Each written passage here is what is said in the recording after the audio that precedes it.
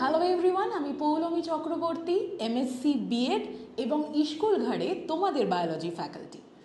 আজকে class 10-এর third chapter বংশগতি ও সাধারণ কয়েকটি জিনগত রোগ নিয়ে তোমাদের সঙ্গে আলোচনা করব। তো আমাদের সবার মনেই মাঝে মাঝে একটা প্রশ্ন উঁকি মারে, যে অনেকেই আমাদেরকে বলে যে তোকে না তোর মায়ের মতন দেখতে, তোর চুলটা না অনেকটা তোর বাবার মতন, তোর চোখের রঙটা না অনেকটা তোর মায়ের মতন, বা তোর আর তোর বোনকে একদমই একরকম দেখতে নয়। এরকম কথা শুনেছো না? এরকম কথা কেন আসে জানো? তার কারণ হচ্ছে সত্যি সত্যি বাবা মার বিভিন্ন চরিত্র, বিভিন্ন বৈশিষ্ট্য তোমার মধ্যে আসে। আর সেটা কিভাবে আসে সেটাই হলো এই চ্যাপ্টারের মূল উদ্দেশ্য। আজকের চ্যাপ্টারের প্রথম টার্ম হচ্ছে বংশগতি। বংশগতি কী জিনিস? বংশগতি হচ্ছে বাবা মার কোনো চরিত্র বা কোনো ক্যারেক্টার যদি জিনের মাধ্যমে তোমার কাছে আসে বা তোমার ভাই বা বোনের কাছে আসে, যার জন্য তোমাকে তোমার বাবার বা মায়ের মতন দেখতে হয়, তাহলে তাকে বলা হয় বংশগতি। অর্থাৎ বংশগত কোনো বৈশিষ্ট্য এক প্রজন্ম থেকে ঠিক তার পরের প্রজন্মে, আবার সেই প্রজন্ম থেকে তারও পরবর্তী প্রজন্মে যদি ছড়িয়ে পড়ে বা গতিশীল হয়, তাহলেই তাকে বলা হয় বংশগতি।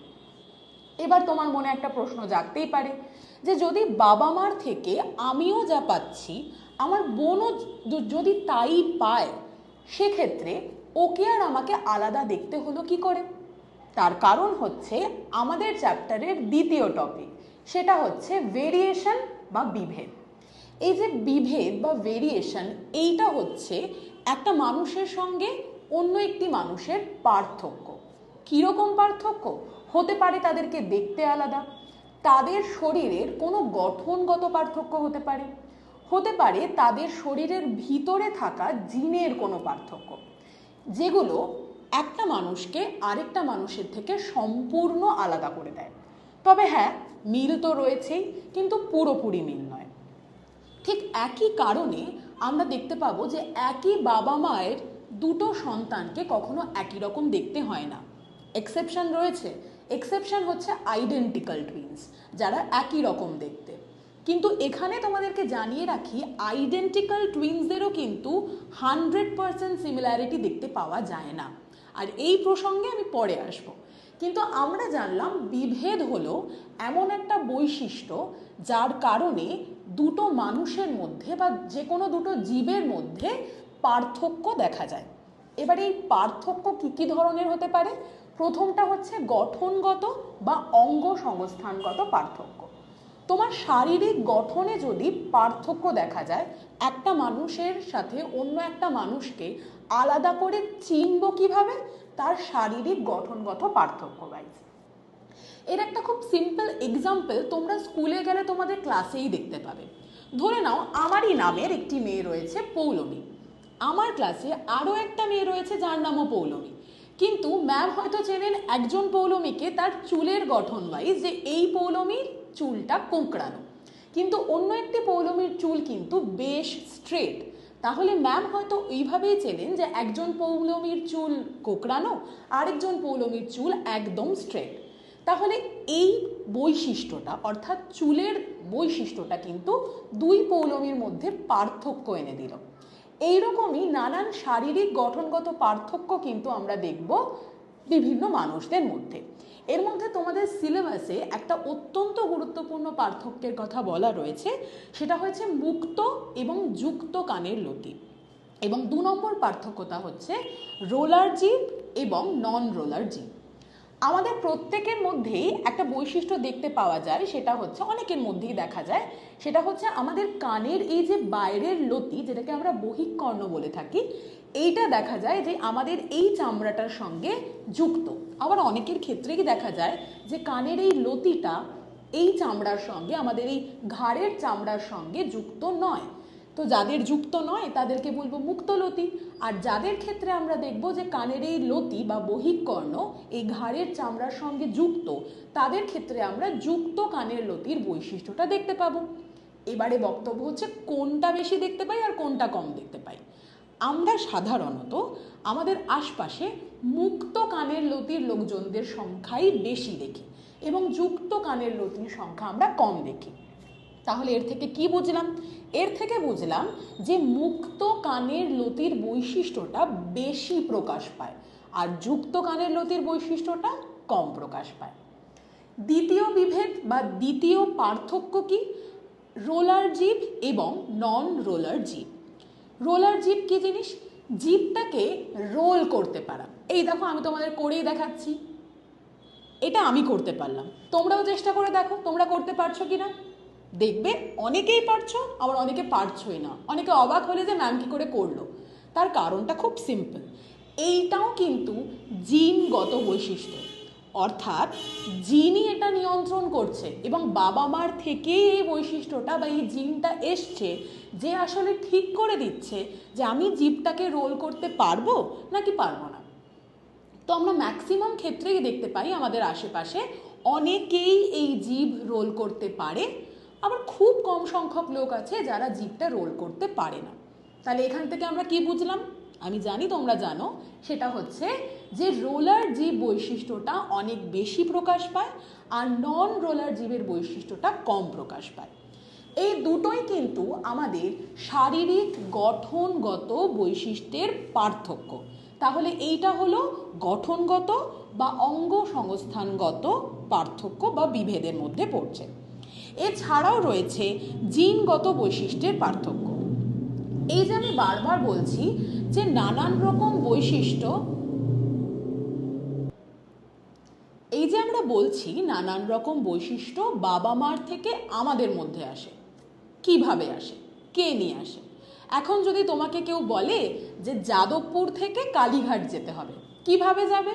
নিশ্চয়ই বাসে করে যাবে বা অন্য কোনো গাড়ি করে যাবে। অর্থাৎ তোমাকে একটা জায়গা থেকে আরেকটা জায়গায় নিয়ে যাওয়ার জন্য একটা যানবাহন বা একটা মাধ্যমের প্রয়োজন হয়। একইভাবে বাবা মার থেকে কোনো একটা বৈশিষ্ট্য বাচ্চার মধ্যে আসার জন্যও একটা মাধ্যমের প্রয়োজন হয় বা কেউ তাকে নিয়ে আসে। সেটা কে? সেটা হচ্ছে জিন।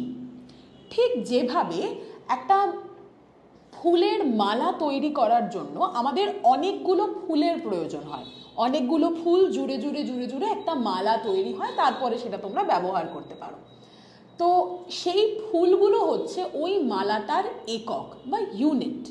ঠিক একইভাবে জিন হচ্ছে আমাদের যে শরীরের বিভিন্ন বৈশিষ্ট্য সেটা যে বহন করে নিয়ে যাবে তাদেরই একটা ইউনিট বা একক। এই যানবাহনটা অর্থাৎ এই যে জিনটা, তার কাজ হচ্ছে একটা জেনারেশন থেকে অন্য জেনারেশনে বৈশিষ্ট্য নিয়ে যাওয়া। এবার প্রশ্নটা হচ্ছে তুমি বাসে যাচ্ছ না তুমি ট্যাক্সিতে যাচ্ছ নাকি আজকালকার দিনের মতন বাইকে যাতায়াত করছো নাকি তুমি হেঁটে হেঁটে যাচ্ছ। এই যানবাহনের পার্থক্যের ওপর নির্ভর করে তুমি একটা জায়গা থেকে আরেক জায়গায় কতক্ষণে পৌঁছচ্ছ। আদৌ সময়ে পৌঁছলে নাকি সময়ে পৌঁছলে না, নাকি তুমি প্রচণ্ড ক্লান্ত হয়ে গেলে নাকি একদমই ক্লান্ত হলে না। নানান রকম বিষয় কিন্তু নির্ভর করে ওই যানবাহনটার উপরে। ঠিক একই জিনিস কিন্তু বৈশিষ্ট্যের যখন একটা প্রজন্ম থেকে পরের প্রজন্মে গতিশীল হওয়ার ঘটনাটা ঘটে, ঠিক সেই সময়টাতে কিন্তু এটাও নির্ভর করে ওই জিনের ওপরে, যেটা বেসিক্যালি এখানে বাস বা বাইক বা রিক্সা বা তোমার পা, যেটাই হোক না কেন। তো এই জিনের বৈশিষ্ট্য বা এই জিনের যে বিভিন্ন রকম পার্থক্য, তার উপরেও ডিপেন্ড করে কিন্তু আমাদের মধ্যে দেখতে পাওয়া নানান পার্থক্য। যেমন খুব সিম্পল আমি একটা কথা বললাম, সেটা হচ্ছে যে একই বাবা মায়ের সন্তান, আমি বাবার থেকেও বৈশিষ্ট্য পেয়েছি, মায়ের থেকেও বৈশিষ্ট্য পেয়েছি। আমার বোনও কিন্তু মায়ের থেকে বৈশিষ্ট্য পেয়েছে, বাবার থেকে বৈশিষ্ট্য পেয়েছে। কিন্তু আমরা দুজন একই রকম দেখতে নই। শুধু দেখতে নইটাই এক নয়, যদি আমাদের কেউ জিনের সজ্জারীতি দেখে যে আমাদের জিনগুলো ঠিক কীভাবে সাজানো আছে, ধরে নিচ্ছি 4টে জিন রয়েছে, এ বি সি ডি। এবারে সেখানে আমি দেখতেই পারি যে আমার বডিতে সেই জিনটা রয়েছে এ সি ডি বি এইভাবে, এবং আমার বোনের ক্ষেত্রে রয়েছে এ বি সি ডি এইভাবে। তার মানে 4টে জিন আমার বডিতে একরকম সজ্জারীতিতে সাজানো রয়েছে, আমার বোনের বডিতে অন্যরকম সজ্জারীতিতে সাজানো রয়েছে। এবং জিনের এই যে সিম্পল একটা ছোট্ট সজ্জারীতির পার্থক্য, এটাই কিন্তু আমাদের মধ্যে বিশাল একটা পার্থক্যের উদ্ভব ঘটায়। আমাদেরকে দেখতে আলাদা হতে পারে, নানান রকম পরিবর্তন দেখা যেতে পারে, এবং আমাদের অবশ্যই জিনগত পরিবর্তন, আমাদের বিভিন্ন পারা না পারা, তার অনেক পার্থক্য, অনেক কিছু কিন্তু এই জিনের সজ্জারীতির পরিবর্তনের জন্যই হতে পারে। তাহলে বুঝতেই পারছো যে জিনগত বিভেদ কতটা গুরুত্বপূর্ণ। এবার তোমাদেরকে একটা গল্প শোনাই। গল্পটা খুব সুন্দর, অনেকদিন আগেকার একটা গল্প। একটা চার্চ ছিল, সেই চার্চে একজন পোপ বা যাজক ছিলেন, ওই যাকে তোমরা ফাদার বলেছিল। তো সেই ফাদারের সারাদিনে নানান রকম প্রার্থনার কাজের পরেও হাতে অনেকটা সময় বেঁচে থাকতো। তখন তার খুব ইচ্ছে হয়েছিল যে চার্চের বাইরে যে বাগানটা রয়েছে সেখানে তিনি নানান রকম গাছের চাষ করবেন। তার একটা অত্যন্ত প্রিয় গাছ ছিল মটরশুঁটি গাছ। তো তিনি মটরশুঁটি গাছের চাষ করলেন, এবং মটরশুঁটি গাছের চাষ করলেন, যত্ন করলেন, একই রকম যত্ন।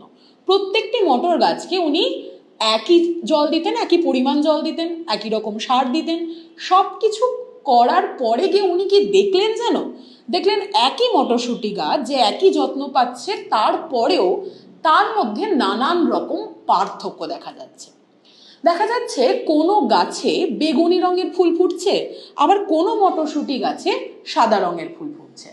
আবার উনি দেখলেন কোনো গাছের ক্ষেত্রে মটরশুঁটির গাছে যে মটরের যে শুঁটিটা অর্থাৎ বাইরের যে খোলকটা, কারোর রং সবুজ, কারোর রং হলুদ।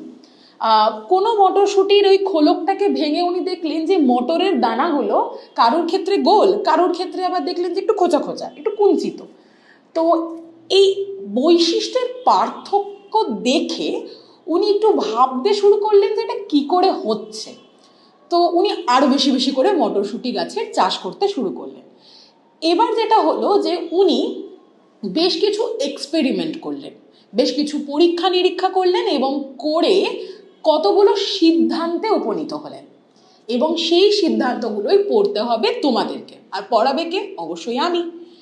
কি সেটা এবং ভদ্রলোকের নাম কি, এটা কিন্তু সব থেকে বড় একটা প্রশ্ন। যিনি এত কিছু আবিষ্কার করলেন, এত পরীক্ষা নিরীক্ষা করলেন, নেহাতে একটা শখ থেকে উনি কিন্তু অনেক বড় একটা আবিষ্কার করেছিলেন। তিনি আর কেউই নন, গ্রেগর জোহান মেন্ডেল। উনি হচ্ছেন আমাদের সকলের পরিচিত, উনি হচ্ছেন বংশগতিবিদ্যার জনক। অর্থাৎ আমরা আজকে যা যা পড়ব, এই সমস্ত পড়াশোনার সূত্রপাত হয়েছিল ওনার এই পরীক্ষা নিরীক্ষার ফলে। তো গ্রেগর জোহান মেন্ডেল মটর গাছের 7 জোড়া বৈশিষ্ট্যকে নিয়ে কাজ করেছিলেন। তো কি কি ছিল সেই 7 জোড়া বৈশিষ্ট্য? প্রথম কথা হচ্ছে গাছের উচ্চতা। দেখলেন যে কোনো গাছের উচ্চতা অনেকটা বেশি অর্থাৎ লম্বা, কোনো গাছ দেখলেন অনেকটাই বেটে। কোনো গাছের ফুল বেগুনি, কোনো গাছের ফুল সাদা। কোনো গাছ দেখা যাচ্ছে ফুল ফোটাচ্ছে একদম গাছের মাথায় অর্থাৎ শীর্ষস্থানে। আবার কোনো গাছের ক্ষেত্রে উনি ফুলটা দেখলেন যে একটা কাণ্ড এবং তার যে শাখা বা প্রশাখা তাদের মাঝখানে অর্থাৎ কক্ষে, কাক্ষিক অবস্থান। কোনো গাছের মটরশুঁটির রং হচ্ছে সবুজ, কোনো গাছের শুঁটির রং হলুদ, কোনো গাছের শুঁটিটা অনেকটা ফোলা, আর কোনো গাছের শুঁটিতে আমরা দেখতে পাচ্ছিলাম বেশ খাঁজ রয়েছে, খাঁজযুক্ত।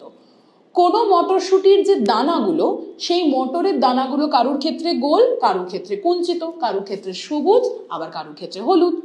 তো এই যে বৈশিষ্ট্যগুলো বললাম, গাছের উচ্চতা, মটরশুঁটির আকার, তার রং, ফুলের অবস্থান, ফুলের রং, মটর যে দানা তার আকার এবং মটরের দানার রং, এই যে 7টা ক্যারেক্টার বললাম, এই 7টা বৈশিষ্ট্যের প্রত্যেকটাই কিন্তু দেখো আমি দুটো দুটো করে বললাম।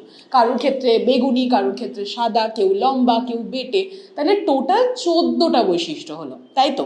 তাই জন্যই আমি বললাম 7 জোড়া বৈশিষ্ট্য।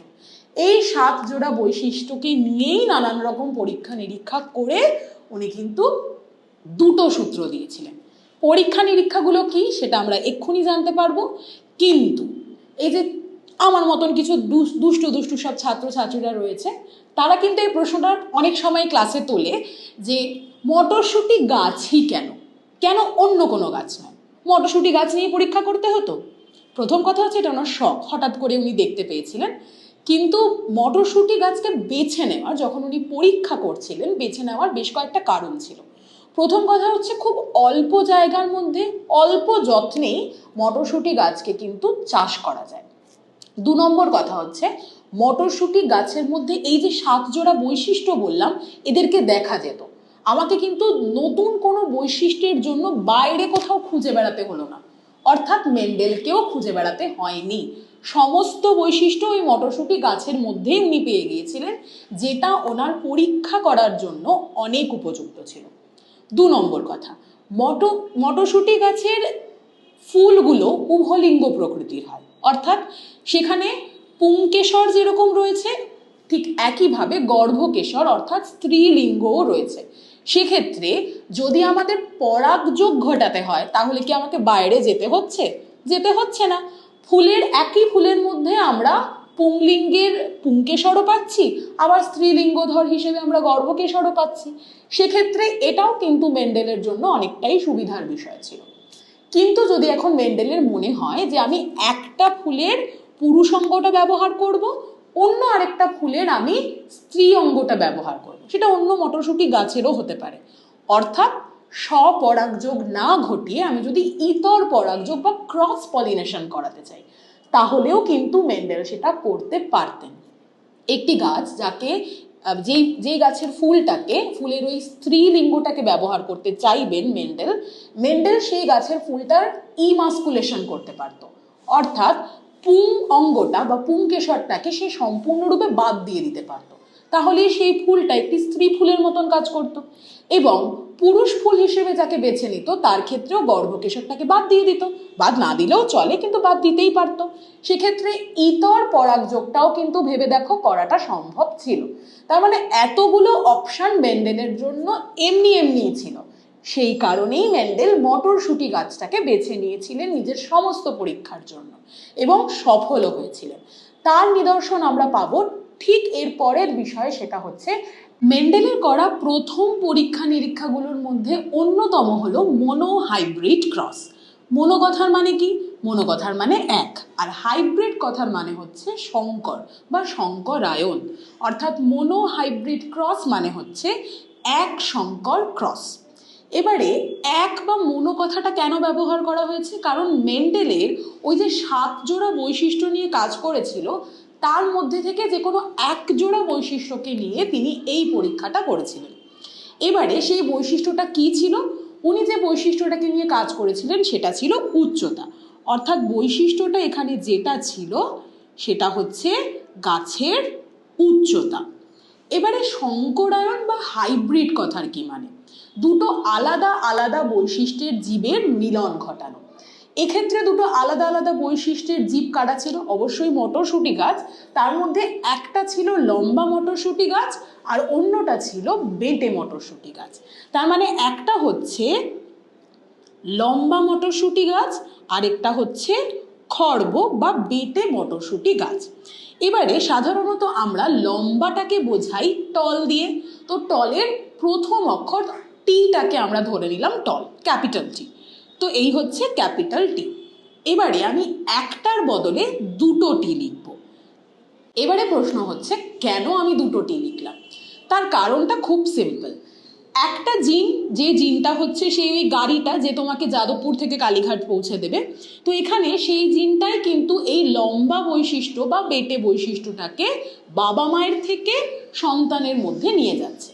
কিন্তু জিন কখনো একা থাকে না, জিনের সব সময় দুটো রূপভেদ থাকে, যেটা সাধারণত আমরা দেখব ডিএনএ বা ক্রোমোজোমের মধ্যে দেখা যায়। অর্থাৎ যেরকম আমরা দেখতে পাই যে একটা বাসের 4টে চাকা রয়েছে, ওই 4টে চাকা ছাড়া কিন্তু বাস চলবে না।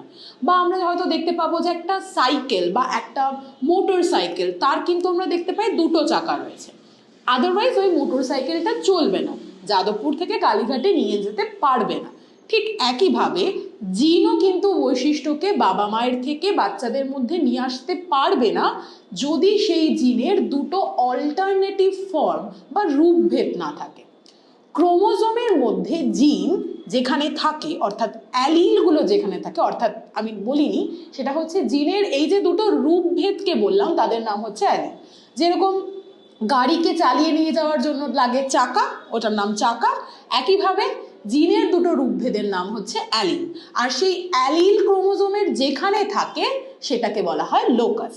তো এই যে ক্রোমোজোমের মধ্যে অ্যালিল থাকে, জিনের দুটো রূপভেদ বললাম, তো আমাকে দুটোকেই প্রাধান্য দিতে হবে, সেই জন্য আমি অ্যালিলগুলোকেই লিখলাম কিন্তু এখানে। এই একটা টি হচ্ছে একটা অ্যালিল, আমি মুছে ফেললাম, 1 মিনিট, আমি আরেকবার দেখাচ্ছি। সেটা হচ্ছে এইটা হচ্ছে একটা অ্যালিল, লম্বার জন্য দায়ী, আর এইটা হচ্ছে আরেকটা অ্যালিল, সেটাও লম্বার জন্য দায়ী। আর এই দুটো অ্যালিল মিলেই হচ্ছে লম্বা বৈশিষ্ট্যের জন্য দায়ী জিন। ঠিক আছে, একইভাবে বেটে বোঝাবো কি করে?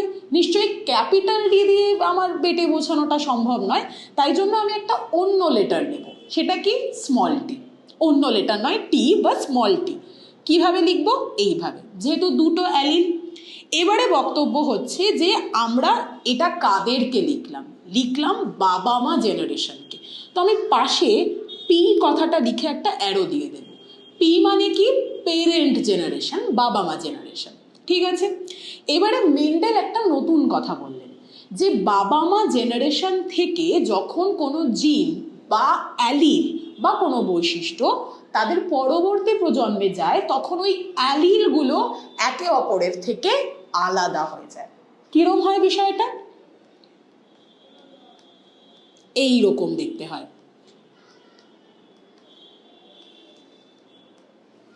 আলাদা হয়ে গেল তো, এইটাকে বলা হয় পৃথকীভবন। কার পৃথকীভবন?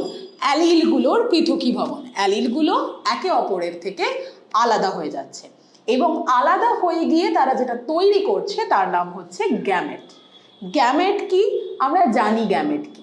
গ্যামেট হচ্ছে শুক্রাণু বা ডিম্বাণু, বা যাকে আমরা সাধারণত জনন কোষ বলে থাকি, যেটা একটা নতুন মানুষ বা নতুন কোনো একটা জীব তৈরি করার জন্য দায়ী।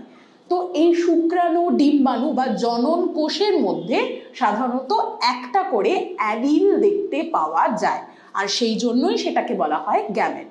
তো এখানে প্রথমেই যেটা হচ্ছে আমাদেরকে লিখতে হবে, এখানে আমরা মনোহাইব্রিড ক্রসটা কোন বৈশিষ্ট্যের জন্য করছি।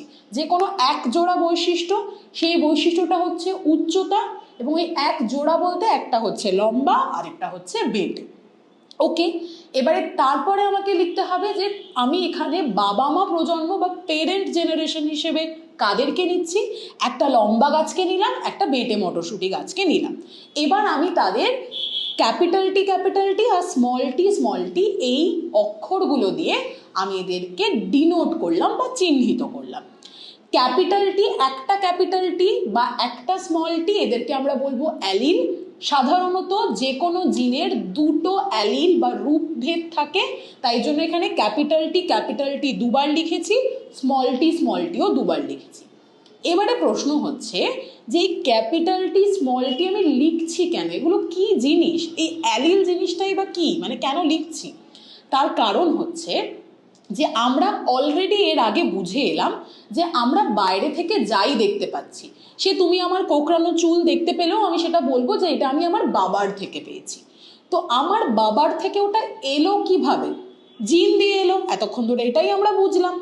তো এবারে আমরা সেইটাকেই একটু আলাদা করব। যেটা আমরা বাইরে থেকে দেখতে পাচ্ছি, যেমন তুমি দেখতে পাচ্ছ যে আমার কোঁকড়ানো চুল, সেইটাকে আমরা বলবো ফিনোটাইপ। কি বলবো সেটাকে? আমরা অন্য একটা কালারের পেন দিয়ে লিখি, ফিনোটাইপ। অর্থাৎ যেটা আমরা বাইরে থেকে দেখতে পাচ্ছি, যেমন আমার এই কোঁকড়ানো চুলটা। তাহলে জিনোটাইপ কি জিনিস? জিনোটাইপ হচ্ছে সেই জিনগত বৈশিষ্ট্য যেটা বেসিক্যালি আমার ভিতরের জিনের সজ্জারীতিটা বোঝাচ্ছে। একই কোঁকড়ানো চুলের তুমি হয়তো অন্য কাউকেও দেখতে পাবে, কিন্তু তার জিনগুলো যেভাবে আছে, অর্থাৎ ওই ABCD যেভাবে আছে, আমার শরীরে কিন্তু ABCD অন্যভাবে থাকতেই পারে। হতেই পারে আমার শরীরে ওটা ADCB এই ফর্মে রয়েছে, থাকতেই পারে। তাহলে জিনের সজ্জারীতির ওপর যে বৈশিষ্ট্য নির্ভর করে তাকে বলা হয় জিনোটাইপ। তাহলে আরেকটা টার্ম সম্বন্ধে আমরা শিখতে পেলাম, সেটা হচ্ছে জিনোটাইপ। তাহলে একটা হলো ফিনোটাইপ, আরেকটা হলো জিনোটাইপ। যে বৈশিষ্ট্যকে তুমি বাইরে থেকে দেখতে পাচ্ছ, যেমন এখানে আমাদের মেন্ডেলের ক্রসে যে কোন জিনিসটাকে আমি বাইরে থেকে দেখতে পাচ্ছি, এই লম্বা আর এই খড়গ। একটা গাছ লম্বা না একটা গাছ বেটে, সেটা আমি বাইরে থেকে দেখলেই বুঝতে পারবো। তাই সেটা হচ্ছে আমার ফিনোটাইপিক বৈশিষ্ট্য। আর জিনোটাইপিক বৈশিষ্ট্য মানে জিন বা অ্যালিলটা কিভাবে আছে। তার মানে এক্ষেত্রে আমার জিনোটাইপিক বৈশিষ্ট্য হলো ক্যাপিটাল টি আর স্মল টি। এটা হচ্ছে আমার জিনোটাইপিক বৈশিষ্ট্য। এবার তো ক্লিয়ার যে কেন আমি ক্যাপিটাল টি আর স্মল টি লিখলাম। এবারে হচ্ছে পেরেন্টাল জেনারেশন চলে গেল। এরপরে সেই পেরেন্টাল জেনারেশন বা বাবা মার থেকে এই যে অ্যালিলসগুলো রয়েছে, এই অ্যালিলগুলো একে অপরের থেকে আলাদা হয়ে গেল এবং তৈরি করলো গ্যামেট। এবারে আমরা যার কথা পড়ছি সেটা হচ্ছে গ্যামেট। তো গ্যামেট তো তৈরি হয়ে গেল, কিন্তু এটা 1 নম্বর গ্যামেট। কেন বলছি একটু পরেই দেখতে পাবে। এই হচ্ছে এবারে পেরেন্ট জেনারেশন বা বাবা মা প্রজন্মের অ্যালিলগুলো একে অপরের থেকে পৃথক হয়ে তৈরি করলো গ্যামেট। এবার এখানে আমি গ্যামেটটাকে G1 বলে লিখলাম, অর্থাৎ গ্যামেট 1। এবারে কি হয়, তৈরি হবে প্রথম বাচ্চা। প্রথম বাচ্চাকে আমরা প্রথম অপত্য জনু বলতে পারি, অথবা আমরা এই F1 চিহ্নটা দিয়ে কিন্তু বোঝাতে পারি। তো F1 চিহ্নটাতে আমরা দেখতে পাবো যে বাবার থেকে একটা বৈশিষ্ট্য পাবে আর মায়ের থেকে অন্য আরেকটা বৈশিষ্ট্য, অর্থাৎ বাবার থেকে একটা অ্যালিল, মায়ের থেকে একটা অ্যালিল পাবে। তো বাবার থেকে একটা অ্যালিল পেলো আর মায়ের থেকে একটা অ্যালিল পেলো, তৈরি করলো ক্যাপিটাল টি আর স্মল টি। দেখো, বাবা ধরে নিচ্ছি লম্বা গাছটা বাবা ছিল আর বেটে গাছটা মা ছিল। তো লম্বা গাছে বাবার জিনোটাইপ কি ছিল? Capital T. বেটে গেছে মায়ের জিনোটাইপ কি ছিল? Small tea. কিন্তু বাচ্চাটার জিনোটাইপ কি হয়ে গেল? বাবার থেকে একটা পেলো, মায়ের থেকে একটা পেলো, হয়ে গেল ক্যাপিটাল টি স্মল টি। এইটা কি হলো? একদম শুরুতেই পড়ালাম, সেটা কি? বিভেদ। অর্থাৎ বাবা মায়ের সাথে বাচ্চার কিন্তু আর জিনগত কোনো মিল রইল না, মানে সম্পূর্ণ মিল রইল না। কি তৈরি হলো? পার্থক্য তৈরি হলো। আর এইটাই হচ্ছে জিনগত পার্থক্য। তাহলে মেন্ডেল কিন্তু ঠিক পথেই যাচ্ছে, তাই তো? এবার দেখা যাক যে এই যে বাচ্চাটা তৈরি হলো তার ফেনোটাইপ কি হবে। জেনোটাইপ বুঝে গেলাম। এবার বাইরে থেকে এই বাচ্চাটাকে কেমন দেখতে হবে, অর্থাৎ এই মটরশুঁটি গাছটাকে কেমন দেখতে হবে। এই মটরশুঁটি গাছের মধ্যে একটা লম্বার জন্য দায়ী অ্যালিল রয়েছে আর একটা বেটের জন্য দায়ী অ্যালিল রয়েছে। তাহলে গাছটা কি হবে? সবার একটা কমন উত্তর হবে, গাছটার মাঝারি উচ্চতা হবে, না লম্বা না বেটে। নিশ্চয়ই তাই, সবাই মনে মনে এটাই ভাবছো, কিন্তু উত্তরটা একদমই ভুল। মেন্ডেল বললেন একটা নতুন কথা। উনি বললেন যে এই অ্যালিলগুলোর মধ্যে কেউ না কেউ একজন প্রাধান্য পাবে, অর্থাৎ কেউ একজন প্রকাশ পাবে, আরেকজন প্রকাশ পাবে না। অর্থাৎ ক্যাপিটাল টি আর স্মল টি, অর্থাৎ লম্বার জন্য অ্যালিল এবং বেটের জন্য অ্যালিল, এই দুটোই যদি একসাথে থাকে তাহলে আইদার লম্বা অ্যালিল প্রকাশ পাবে অথবা বেটের অ্যালিল প্রকাশ পাবে। তাহলে কে প্রকাশ পাবে? তাই জন্যই মেন্ডেল বললেন প্রকটতার সূত্র। অর্থাৎ এই যে আমি ক্যাপিটাল টি লিখলাম, ক্যাপিটাল টিটা আমি ইচ্ছে করে লিখলাম, কারণ আমি লম্বা বৈশিষ্ট্যটাকে প্রাধান্য দিলাম। আমি আগে থেকেই জানতাম যে মেন্ডেল বলেছিলেন যে লম্বা বৈশিষ্ট্যটা যদি বেটে বৈশিষ্ট্যের সাথে একসাথে থাকে তাহলে লম্বা বৈশিষ্ট্য প্রকাশ পাবে, অর্থাৎ ফেনোটাইপিক প্রকাশ ঘটবে, এবং বেটে বৈশিষ্ট্যটা কোনো ফেনোটাইপিক প্রকাশ ঘটবে না।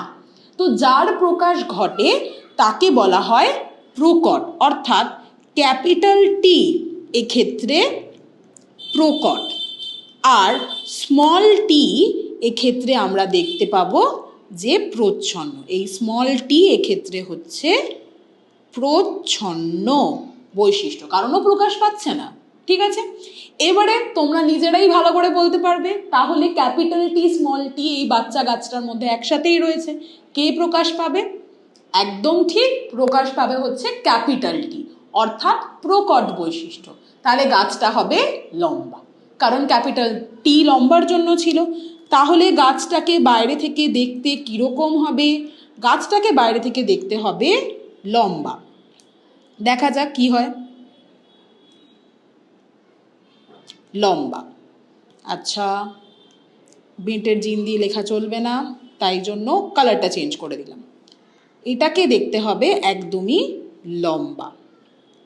এবারে প্রশ্নটা হচ্ছে, বাবা তো লম্বা ছিল, বাবার যা জিনোটাইপ বাচ্চাটার কি সেম জিনোটাইপ? না, নিশ্চয়ই। বাবার ছিল ক্যাপিটাল টি, আর বাচ্চাটার হলো ক্যাপিটাল টি স্মল টি। তার মানে আমি বলতে পারি যে বাবা ছিল বিশুদ্ধ লম্বা, তার কারণ ওর মধ্যে কোনো বেটের অ্যালিল ছিলই না, তাহলে ও বিশুদ্ধ। তাহলে একটু বাবার পাশে লিখে দিই যে এটা হচ্ছে বিশুদ্ধ লম্বা, আর মায়ের পাশেও লিখে দিই এটা হচ্ছে বিশুদ্ধ খর্ব। তাহলে বাচ্চাটা কি হলো? বাচ্চাটা তো আর বিশুদ্ধ রইলই না, বাচ্চাটা হয়ে গেল সংকর লম্বা। এইবার আমরা পেয়ে গেলাম এই এক সংকর ক্রস বা জননটার একটু সিগনিফিকেন্স, যে কেন আমরা এক সংকর বলছি। তার কারণটা ভীষণই সিম্পল, সেটা হচ্ছে যে বাবার থেকে যখন একটা বৈশিষ্ট্য পাবে এবং মায়ের থেকে যখন একটা বৈশিষ্ট্য পাবে, দুটো মিলিয়ে একটা খিচুড়ি হবে, একটা মিক্সচার হবে। আর সেই মিক্সচারটাকে মেন্ডেল সায়েন্সের ভাষায় বলেছিলেন সংকর। আর এই যে প্রথম বাচ্চাটা তৈরি হলো, তার মধ্যে একটা লম্বা গাছের অ্যালিলও রয়েছে, একটা বেঁটে গাছের অ্যালিলও রয়েছে, যার ফলে এই যে প্রথম অপত্য জনু বা ফার্স্ট জেনারেশনে যে গাছটা তৈরি হলো, তার মধ্যে সংকর বৈশিষ্ট্য দেখা গেল। কি বৈশিষ্ট্য? লম্বা। কেন লম্বা? তার কারণ আমি এই যে বললাম এক্ষুনি, সেটা হচ্ছে যে প্রকট, অর্থাৎ টি হচ্ছে ক্যাপিটাল টি এর উপরে, এই ক্যাপিটাল টি হচ্ছে স্মল টি এর উপরে প্রকট। ঠিক আছে, এবারে বক্তব্য হচ্ছে এর পরের জেনারেশনে কি হবে। একটা তো বুঝলাম, তাহলে এরপরে যদি এই বাচ্চাটা আরেকটা বাচ্চার জন্ম দেয়, তার কি হবে? দেখা যাক কি হবে। তার জন্য আমি আরেকটা সংকর লম্বা গাছই আনলাম। পিওর গাছ পাওয়াটা একটু চাপের, তাই জন্য মেন্ডেল কি করলেন, একটা সংকর লম্বা গাছের সঙ্গে আরেকটা সংকর লম্বা গাছের ক্রস বা সংকরায়ন করালেন। এবারে উনি কি করলেন, কি দেখতে পেলেন? উনি দেখতে পেলেন খুব সিম্পল একটা জিনিস, আবার গ্যামেট তৈরি করলেন। এবারে তো এরা বাবা মা, এরা প্যারেন্ট, এদের থেকে আবার নিশ্চয়ই গ্যামেট তৈরি হবে, কিন্তু গ্যামেট 1 তো আর লিখতে পারবো না, তাই লিখলাম গ্যামেট 2। ঠিক আছে, এবারে আমি কি করলাম, ওই যে মেন্ডেল বলেছিল যখন গ্যামেট তৈরি হবে তখন অ্যালিলগুলো একে অপরের থেকে আলাদা হয়ে যাবে, তো এখানেও সেম কাজ করব, ক্যাপিটাল টি আর স্মল টি আলাদা হয়ে গেল। ভালো কথা, হয়ে গেল। এবারে আমরা দেখব যে কিরম বাচ্চা তৈরি হবে। এবার এটা দেখার জন্য নেক্সট জেনারেশনকে আমি F2 বা সেকেন্ড জেনারেশন বললাম। দেখার জন্য আমি যেটা বানাবো সেটাকে বলা হয় চেকার বোর্ড, অনেক সময় এটাকে পানেট স্কোয়ারও বলা হয়ে থাকে। কি করব, একটা আমি ক্রস দেখাবো।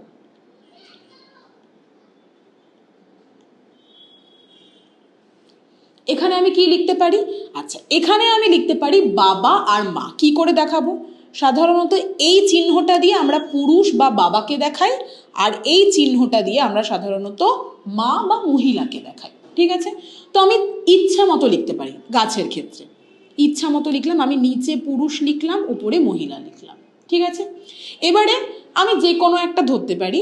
আমি এখানে লিখলাম ক্যাপিটাল টি স্মল টি, অর্থাৎ এই যে পৃথক হয়ে যাওয়া অ্যালিলগুলোকে আমি আলাদা আলাদা বাক্সের মধ্যে ভরে দিলাম। ঠিক আছে, এবারে খুব সিম্পল জিনিস, এই ক্যাপিটাল টি আর এই ক্যাপিটাল টি মিলে তৈরি করলো ক্যাপিটাল টি, এই ক্যাপিটাল টি আর স্মল টি মিলে তৈরি করলো ক্যাপিটাল টি স্মল টি, আর এখানে ক্যাপিটাল টি স্মল টি মিলে তৈরি করলো আবার ক্যাপিটাল টি স্মল টি, আর এখানের স্মল টি এখানের স্মল টি তৈরি করলো স্মল টি স্মল টি। এগুলো কি? এগুলো জেনোটাইপ। আমায় কি জানতে হবে? আমায় জানতে হবে ফেনোটাইপ। তো আমরা সুন্দরভাবে এটার ফেনোটাইপগুলো লিখব। ক্যাপিটাল টি মানে কি? একদম শুরুতেই আমরা দেখেছিলাম, ক্যাপিটাল টি মানে লম্বার জন্য দায়ী জিন, আর দুটোই যদি সেম হয় তাহলে তাকে আমি কি বলি? বিশুদ্ধ জিন। তাহলে ক্যাপিটাল টি হচ্ছে বিশুদ্ধ লম্বা। এখানে লেখার জায়গা নেই, তাই জন্য আমি এখানে লিখছি ক্যাপিটাল টি মানে হচ্ছে বিশুদ্ধ লম্বা। ক্যাপিটাল টি স্মল টি মানে কি? অবশ্যই আমরা একটু আগেই দেখলাম, সংকর লম্বা। আর স্মল টি মানে হচ্ছে বিশুদ্ধ বেটে, একটু ভালো ভাষায় লিখলাম বিশুদ্ধ খর্ব। ঠিক আছে, এবারে গুনবো কটা কটা কি কি তৈরি হয়েছে। ক্যাপিটাল ক্যাপিটাল ক্যাপিটাল টি কটা তৈরি হয়েছে? আমি দেখতে পাচ্ছি এখানে একটাই তৈরি হয়েছে। তাহলে আমি এখানে ক্যাপিটাল টি আর ক্যাপিটাল টির পাশে লিখব একটা। ঠিক আছে, ক্যাপিটাল টি স্মল টি কটা তৈরি হচ্ছে? এখানে দেখতে পাচ্ছি একটা দুটো, তাহলে আমি লিখলাম দুটো। আর স্মল টি কটা তৈরি হয়েছে? আমি দেখতে পাচ্ছি একটা, তার মানে একটা। তাহলে আমি লিখতে পারি capital T is to capital T small T. এটা লিখতে পারি 1:2, 2:1। ঠিক আছে, এটা কি জিনিস? এই যে ক্যাপিটাল টি স্মল টি এগুলো সবই তো জিনোটাইপ। তাহলে আমি যদি এদের একটা রেশিও বা অনুপাত বার করি, সেটাকে আমি ইজিলি বলতে পারি জিনোটাইপিক অনুপাত। বলতে পারি তো? তাহলে সেটাই এখানে লিখবো আমি এক মিনিট, এইটা মুছে দিই, তার কারণ এটার আর প্রয়োজন নেই আমাদের।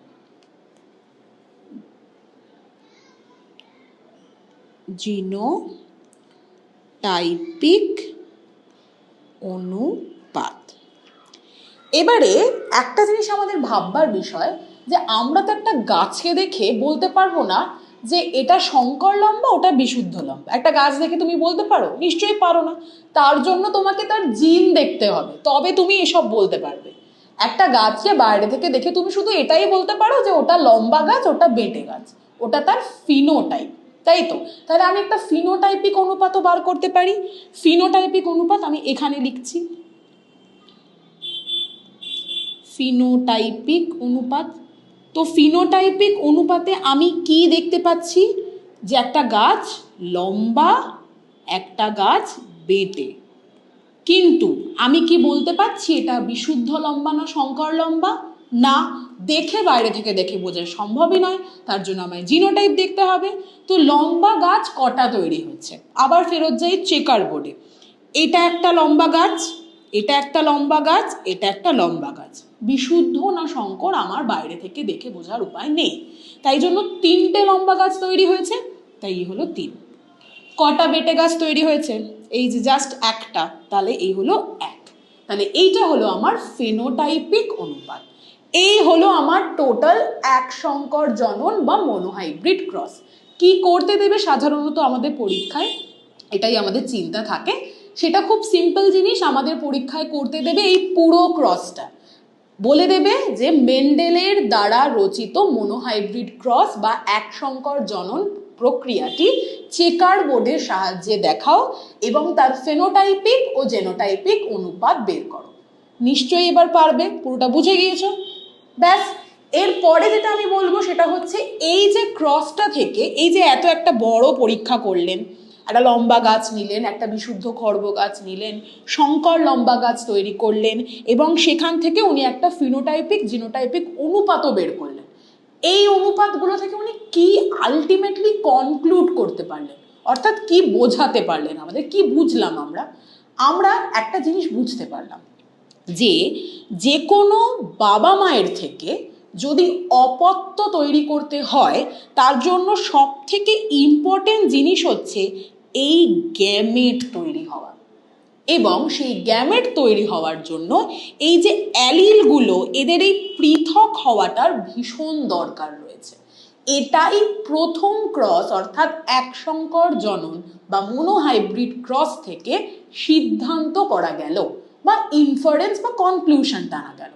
এইটা নিয়েই কিন্তু আমাদের মেন্ডেল প্রথম সূত্র দিয়েছিলেন, যার নাম পৃথকীভবন সূত্র। উনি কি বলেছিলেন?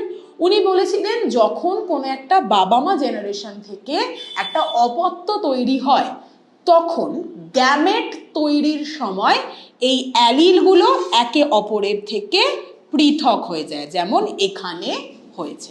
পৃথক হয়ে যায় অর্থাৎ আলাদা হয়ে যায়। কারা হয়ে যায়? অ্যালিল হয়ে যায়। কখন হয়ে যায়? গ্যামেট গঠনের সময় হয়। ব্যাস, এটাই বলেছিলেন মেন্ডেল তার প্রথম সূত্রে, অর্থাৎ পৃথকীভবনের সূত্রে। মনে রাখতে হবে, এটাও কিন্তু পরীক্ষার একটা অত্যন্ত গুরুত্বপূর্ণ প্রশ্ন। মেন্ডেলের পরবর্তী পরীক্ষা ছিল ডাই হাইব্রিড ক্রস বা দ্বিসংকর জনন। পৃথকীভবন সূত্র আবিষ্কার হয়ে গিয়েছে, প্রকট কি, প্রচ্ছন্ন কি আমরা জানি, অ্যালিল কি, জিন কি আমরা জানি, আমরা অনেক কিছু জানি। তো কিন্তু আমরা এক জোড়া বৈশিষ্ট্যকে নিয়ে কাজ করেছি। এবার গাছেদের তো 7 জোড়া বৈশিষ্ট্য রয়েছে। তো যদি একের বেশি বৈশিষ্ট্যের মধ্যে মিলন ঘটে, অর্থাৎ কি হবে সেক্ষেত্রে সেটা কিন্তু আমরা কেউ জানি না। তো তার জন্য মেন্ডেল বললেন ঠিক আছে, এক জোড়া না হোক, আমি 2 জোড়া বৈশিষ্ট্য নিয়ে আরেকটা পরীক্ষা করব। তখন তিনি তার নাম দিলেন ডাইহাইব্রিড ক্রস বা দ্বিসংকর জনন। এবার আমি কি বললাম, দ্বিসংকর জনন অর্থাৎ 2 জোড়া বৈশিষ্ট্য। কি কি সেই বৈশিষ্ট্য? এই যে দেখতেই পাচ্ছ এখানে লেখাই রয়েছে, একটা হচ্ছে বীজের আকার, আরেকটা হচ্ছে বীজের বর্ণ। উনি যে বৈশিষ্ট্যগুলো নিয়ে কাজ করেছিলেন, বীজের আকার 2 জোড়া বৈশিষ্ট্য, অর্থাৎ টোটাল 4টে হবে। কি কি ছিল? একটা হচ্ছে গোল, একটা হচ্ছে কুঞ্চিত। গোল বীজটা এরম দেখতে হয় আর কুঞ্চিত বীজটা এরম দেখতে হয়, ঠিক আছে। আর আরেকটা হচ্ছে বীজের বর্ণ হলুদ আর বীজের বর্ণ সবুজ। এই যে হলুদ বীজ আর এই হচ্ছে সবুজ বীজ, ঠিক আছে। নেক্সট হচ্ছে পেরেন্টাল জেনারেশন বা বাবা মা প্রজন্ম। বাবা মা প্রজন্মতে ওরা কি করলো না, 2 জোড়া ক্যারেক্টারকে নিয়ে কাজ করছে। সেক্ষেত্রে হলুদ এবং গোল বীজওয়ালা একটা গাছ নিল আর সবুজ এবং কুঞ্চিত বীজওয়ালা একটা গাছ নিল। কিরম দেখতে হলো গাছটাতে? একটা হচ্ছে এইরকম। মেন্ডেলের দ্বিতীয় পরীক্ষাটা হলো দ্বিসংকর জনন বা ডাইহাইব্রিড ক্রসড। এবারে আমরা অলরেডি যেহেতু এক সংকর জনন পড়ে এসেছি, সেই কারণেই আমরা জানি যে দ্বিসংকর জননে অবশ্যই 2 জোড়া বৈশিষ্ট্য থাকবে। তো সেগুলো কি কি? সেগুলো এখানে দেখতে পাচ্ছি। একটা হচ্ছে বীজের আকার আর অন্যটা হচ্ছে বীজের বর্ণ। বীজের আকারের মধ্যে আমরা দেখলাম 2টো আলাদা আলাদা বৈশিষ্ট্য রয়েছে, একটা হচ্ছে বীজের আকার গোল, আরেকটা হচ্ছে বীজের আকার কুঞ্চিত। আর বীজের বর্ণর ক্ষেত্রে আমরা দেখতে পাচ্ছি বীজের আকার হলুদ এবং বীজের আকার সবুজ। টোটাল 4টে বৈশিষ্ট্য, অর্থাৎ 2 জোড়া বৈশিষ্ট্যকে নিয়ে এবার মেন্ডেল কাজ করলেন। কারণ অনেকের মনেই প্রশ্ন হতে পারে যে যদি মটর গাছের 7 জোড়া বৈশিষ্ট্যকে নিয়ে মেন্ডেল ভেবে থাকেন, সেক্ষেত্রে শুধু 1 জোড়া বৈশিষ্ট্য নিয়ে উনি কেন পরীক্ষা করলেন? তাই জন্যই উনি নিয়ে আসলেন ডাইহাইব্রিড ক্রস। এবং সেখানে তিনি কিন্তু 2 ধরনের গাছ নিলেন। এক ধরনের গাছে উনি দেখতে পেলেন যে হলুদ এবং গোল বীজযুক্ত গাছ, অর্থাৎ দেখতে কিরকম হবে বিষয়টা এরকম, হলুদ এবং গোল বীজযুক্ত গাছ। আর অন্যটা হচ্ছে সবুজ এবং কুঞ্চিত বীজযুক্ত গাছ, এরকম। এবারে হলুদের জন্য, হলুদকে আমরা ইংরেজিতে কি বলি? ইয়েলো, এবং সেখান থেকে ওয়াই কথাটা পেয়েছি। এবং গোলকে আমরা বলি রাউন্ড, সেখান থেকে আমরা আর কথাটা পেয়েছি। এবারে আমরা একটু আগেই বললাম যে যদি 2টো আলাদা আলাদা অ্যালিল বা বৈশিষ্ট্য থাকে তাহলে তার মধ্যে যে কোনো একটাই প্রকাশ পাবে, আর সাধারণত তাকে আমরা ক্যাপিটাল লেটার দিয়েই লিখে থাকি। সেক্ষেত্রে এটা দেখেই আমরা বুঝতে পারছি যে ক্যাপিটাল ওয়াই অর্থাৎ ইয়েলো বা হলুদ বৈশিষ্ট্যটা এখানে প্রকট বৈশিষ্ট্য, এবং রাউন্ড বা ক্যাপিটাল আর বা গোল বৈশিষ্ট্যটাও এখানে প্রকট বৈশিষ্ট্য। তো আমরা এটা না লিখতে পারি যে ক্যাপিটাল ওয়াই প্রকট কার ওপরে? স্মল ওয়াই এর ওপরে, অর্থাৎ হলুদ সবুজ বর্ণের ওপরে প্রকট, এবং ক্যাপিটাল আর বা গোল বীজ সাধারণত কুঞ্চিত বীজের ওপরে প্রকট বৈশিষ্ট্য। ভালো কথা। এবারে হলুদ গোল বীজযুক্ত গাছ এবং সবুজ কুঞ্চিত বীজযুক্ত গাছের মধ্যে মিলন ঘটানো হলো বা সংকরায়ন করা হলো। তো আমরা হলুদ গোল বীজযুক্ত গাছ এবং সবুজ কুঞ্চিত বীজযুক্ত গাছকে পেরেন্ট জেনারেশন হিসেবে চিহ্নিত করলাম। এবার পেরেন্ট জেনারেশন থেকে যদি অপত্য জেনারেশন তৈরি করতে হয় তাহলে প্রথমেই যেটা হতে হবে, গ্যামেট তৈরি করতে হবে। পৃথকীভবনের সূত্র অনুযায়ী গ্যামেটের মধ্যে অ্যালিলগুলোকে একে অপরের থেকে পৃথক হতে হবে। দেখি এখানে কি হচ্ছে। এখানে এই ক্যাপিটাল ওয়াই এবং পরবর্তী ক্ষেত্রে আমরা দেখতে পাচ্ছি যে এই ক্যাপিটাল ওয়াই এরা দুজন একে অপরের থেকে আলাদা হয়ে গেল। একইভাবে ক্যাপিটাল আরগুলো একে অপরের থেকে আলাদা হয়ে গেল এবং তৈরি করলো গ্যামেট।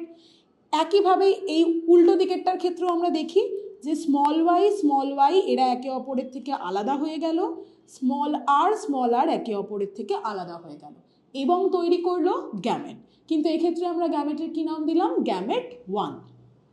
এবার এই গ্যামেটগুলো বাবার থেকে একটা গ্যামেট এবং মায়ের থেকে আরেকটা গ্যামেট, দুটো একসঙ্গে মিলিত হলো এবং তৈরি করলো প্রথম অপত্যজনু বা F1 জেনারেশন, সেটা আমরা এই যে লিখেছি।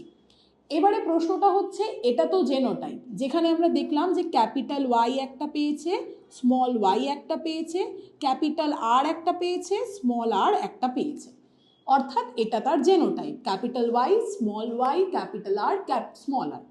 এবারে এর ফেনোটাইপ কীরকম হবে? এই জেনোটাইপটা তো আমরা বাইরে থেকে দেখতে পাচ্ছি না, তাহলে বাইরে থেকে কেমন দেখতে হবে? ডিপেন্ড করছে কে কার ওপর প্রকট, তার ওপর। ক্যাপিটাল ওয়াই স্মল ওয়াই এর ওপরে প্রকট, অর্থাৎ হলুদ বৈশিষ্ট্য সবুজ বৈশিষ্ট্যের ওপরে প্রকট, অর্থাৎ হলুদ বৈশিষ্ট্যই একমাত্র প্রকাশ পাবে, সবুজকে প্রকাশ হতে দেবে না। অর্থাৎ এই যে গাছটা হবে এর বীজটা হবে হলুদ বর্ণের। গোল কেন আঁকলাম? তার কারণ হচ্ছে ক্যাপিটাল আর হচ্ছে একটি প্রকট বৈশিষ্ট্য যা গোল বৈশিষ্ট্যকে চিহ্নিত করছে, আর সেটা এই কুঞ্চিত বৈশিষ্ট্যটাকে প্রকাশ পেতে দিচ্ছে না। অর্থাৎ এই গাছটা কিন্তু বাইরে থেকে দেখতে হবে গোল এবং হলুদ বীজযুক্ত, কিন্তু অবশ্যই বাবা মার সঙ্গে বাচ্চার গাছটার কোনো জেনোটাইপের মিল নেই, অর্থাৎ এটা একটা বিভেদ সৃষ্টি হয়ে গিয়েছে। এবং আমরা যেটা দেখতে পাবো সেটা হচ্ছে এটাকে আমরা একটা সংকর গাছ বলতে পারি। এবারে এদের থেকেও তৈরি হবে কিন্তু গ্যামেট। গ্যামেট কিভাবে তৈরি হবে? এবার আসছে মেন্ডেলের দ্বিতীয় সূত্র, স্বাধীন ভবনের সূত্র বা স্বাধীন বিন্যাসের সূত্র। উনি কি বলেছিলেন এই সূত্রতে?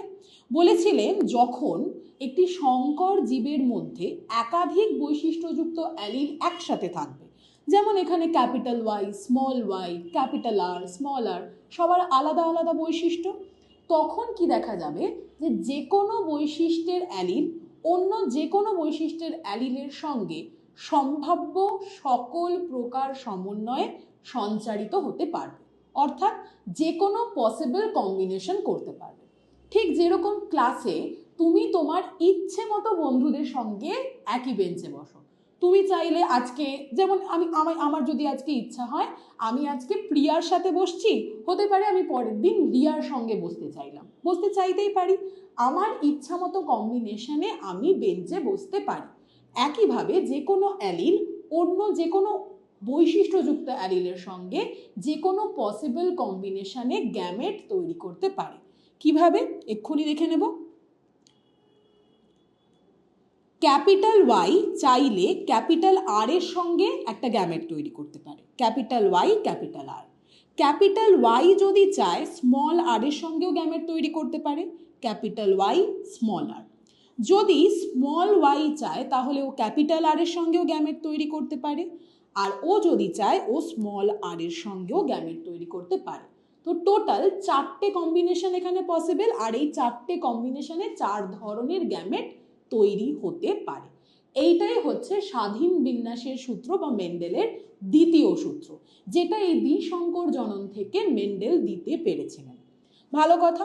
তো একই রকম একটা গাছ আমি নিলাম, এই সংকর হলুদ এবং গোল বীজযুক্ত গাছ, তো সেম টাইপের গ্যামেট তৈরি হবে, আমি আর লিখলাম না। এবার এই গ্যামেটগুলোকে আমরা চেকার বোর্ডে বসাবো। বসিয়ে দিই, capital Y, capital R, capital Y, small R, small Y, capital R, আর স্মল ওয়াই, স্মল আর।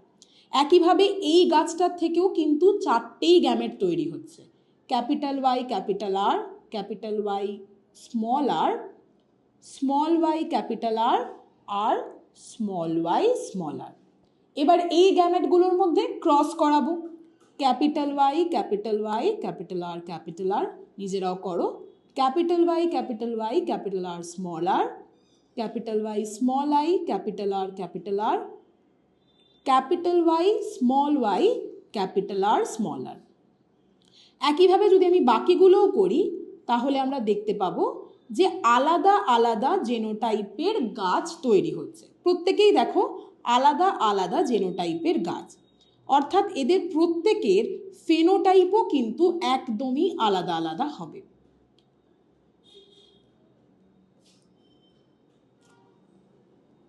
প্রত্যেকটা ক্ষেত্রেই আমরা দেখতে পাচ্ছি গ্যামেটগুলো নিজেদের সম্ভাব্য সকল রকম কম্বিনেশনে একে অপরের সঙ্গে গিয়েছে, যার জন্য এত ভিন্ন ধরনের গাছ এখানে তৈরি হয়েছে।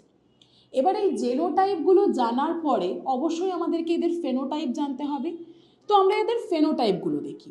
এক্ষেত্রে মাথায় রাখতে হবে প্রকট এবং প্রচ্ছন্ন কে কার ওপর, এর ওপর ডিপেন্ড করবে এদের ফেনোটাইপ। দেখা যাক প্রথম গাছটাকে যদি আমরা দেখি, প্রথম জেনোটাইপ ওয়াইজ ক্যাপিটাল ওয়াই আর ক্যাপিটাল আর আছে। ক্যাপিটাল ওয়াই সাধারণত হলুদ বীজকে বোঝায় আর ক্যাপিটাল আর সাধারণত গোল বীজকে বোঝায়। তার মানে এই গাছটার ফেনোটাইপ হবে গোল এবং হলুদ বীজযুক্ত গাছ। পরেরটায় দেখা যাক, এখানেও একটা ক্যাপিটাল ওয়াই ক্যাপিটাল আর আছে, যদিও এখানে একটা স্মল আর আছে, যেহেতু এটা একটা প্রচ্ছন্ন বৈশিষ্ট্য তাই সেটা প্রকাশ পাবে না, তাই জন্য এরও ফেনোটাইপ হবে গোল এবং হলুদ। পরেরটাও সেম, কারণ সেখানে একটা ক্যাপিটাল ওয়াই একটা ক্যাপিটাল আর আছে, তাই বাকিদেরকে প্রকাশ পেতেই দেবে না। পরেরটায় দেখা যাক, সেম একটা ক্যাপিটাল ওয়াই ক্যাপিটাল আর আছে, তাই এটাও একটা গোল এবং হলুদ বীজযুক্ত গাছ। পরেরটায় দেখি সেম একটা ক্যাপিটাল ওয়াই একটা ক্যাপিটাল আর আছে, তাই এটাও একটা গোল হলুদ বীজযুক্ত গাছ তৈরি করবে। পরেরটায় দেখা যাক, পরেরটায় দেখতে পাবো যে হলুদ বৈশিষ্ট্যের জন্য দায়ী ক্যাপিটাল ওয়াই থাকলেও গোল বৈশিষ্ট্যের জন্য দায়ী ক্যাপিটাল আর কিন্তু এখানে নেই। দেখো শুধু স্মল আর রয়েছে, তাহলে এটা কিন্তু গোল হবে না, হলুদ হবে কিন্তু হবে কুঞ্চিত। ঠিক আছে, ঠিক তার পরেরটায় আবার আমরা একটা ক্যাপিটাল ওয়াই ক্যাপিটাল আর দেখতে পাচ্ছি, তাই এটা গোল এবং আমি দেখতে পাবো যে এটা একটা হলুদ বীজযুক্ত গাছ হবে। পরেরটাতে আবার আমি দেখতে পাচ্ছি যে হলুদের বৈশিষ্ট্য থাকলেও কোথাও কিন্তু গোল বৈশিষ্ট্যের জন্য দায়ী অ্যালিলটা নেই, তাই এই গাছটার বীজটাও হবে হলুদ এবং কুঞ্চিত। পরেরটার ক্ষেত্রে আবার একটা ক্যাপিটাল ওয়াই ক্যাপিটাল আর থাকার জন্য এটা আবার গোল এবং হলুদ বীজযুক্ত গাছ তৈরি করছে। পরেরটা যদি খুব ভালো করে দেখি, এখানেও আমরা সেম জিনিস দেখতে পাচ্ছি, ক্যাপিটাল ওয়াই আর ক্যাপিটাল আর রয়েছে, সেক্ষেত্রে এটাও একটা গোল এবং হলুদ বীজযুক্ত গাছ তৈরি করলো। এর পরেরটায় যদি আমরা যাই তাহলে আমরা দেখতে পাবো ক্যাপিটাল ওয়াই কিন্তু আর নেই, অর্থাৎ হলুদ বৈশিষ্ট্যের জন্য দায়ী অ্যালিল নেই। তাহলে কে রয়েছে? স্মল ওয়াই, প্রচ্ছন্ন বৈশিষ্ট্য। যেহেতু প্রকট বৈশিষ্ট্য নেই তাই ওর প্রকাশ পেতে আর কোনো বাধা নেই, তাই জন্য এই গাছটার বীজের রং হবে সবুজ। ক্যাপিটাল আর থাকার জন্য এটা হবে গোল, গোল এবং সবুজ বীজযুক্ত গাছ। পরেরটাও সেম, একটা স্মল ওয়াই ক্যাপিটাল আর রয়েছে, তার মানে এটাও হবে গোল এবং সবুজ বীজযুক্ত গাছ। পরেরটাতে আবার আমরা দেখতে পাচ্ছি যে হলুদের জন্য দায়ী জিন রয়েছে এবং দেখতে পাচ্ছি গোলের জন্য দায়ী জিনও রয়েছে, তাই এটা একটা গোল আর হলুদ গাছ হবে বীজযুক্ত। এর পরেরটাতেও আমরা দেখতে পাচ্ছি যে একটা হলুদের জন্য দায়ী জিন রয়েছে, কিন্তু কোথাও কিন্তু আমরা দেখতে পাচ্ছি না যে গোলের জন্য দায়ী অ্যালিল রয়েছে, তাই জন্য এখানে আমরা বলবো হলুদ এবং কুঞ্চিত। ভালো কথা। এর পরেরটাতে আবার আমরা দেখতে পাবো যে স্মল ওয়াই রয়েছে ক্যাপিটাল আর রয়েছে, অর্থাৎ এখানে রয়েছে সবুজ এবং গোল বীজযুক্ত গাছ। এবং লাস্ট এখানে রয়েছে স্মল ওয়াই আর স্মল আর, ক্যাপিটাল আর এখানে নেই, ক্যাপিটাল ওয়াইও এখানে নেই, না গোল হবে না সবুজ হবে, তাহলে হবে কুঞ্চিত এবং সবুজ বীজযুক্ত গাছ। এবারে আমাদের সিম্পল কাজ কি, গুনতে হবে। কাকে কিরম দেখতে তার উপর বেস করে আমরা একটু গুনব, অর্থাৎ আমরা ফেনোটাইপিক অনুপাত বার করব। চেকার বোর্ডটাকে সামনে রাখি এবং সামনে রেখে গুনি। আমাদের হলুদ এবং গোল বীজযুক্ত গাছ কটা তৈরি হয়েছে দেখা যাক। হলুদ গোল বীজযুক্ত গাছ দেখা যাক কটা তৈরি হয়েছে। একটা, দুটো, তিনটে, চারটে, পাঁচটা, ছটা, সাতটা, আটটা, নটা, টোটাল 9টা গাছ তৈরি হয়েছে। সেক্ষেত্রে আমরা এখানে 9 লিখলাম। এবারে যেহেতু অনুপাত বের করছি তাই একটা অনুপাতের চিহ্ন দেব। এরপরে আমরা জানতে চাইবো যে হলুদ এবং কুঞ্চিত বীজযুক্ত গাছ কটা তৈরি হয়েছে। হলুদ এবং কুঞ্চিত গোনা যাক, একটা, দুটো, তিনটে, তার মানে এটা হচ্ছে 3টে। এরপরে আমরা দেখব যে সবুজ এবং গোল বীজযুক্ত গাছ কটা তৈরি হয়েছে, সেটা আমরা দেখছি এখানে, দ্যাট ইজ 1, 2 and 3, 3টে। আর লাস্ট আমরা যে বৈশিষ্ট্যটা দেখতে পাচ্ছি সেটা হচ্ছে সবুজ এবং কুঞ্চিত বীজযুক্ত গাছ, সেটা আমরা এখানে একটাই দেখতে পাচ্ছি, তাহলে দিস ইজ 1।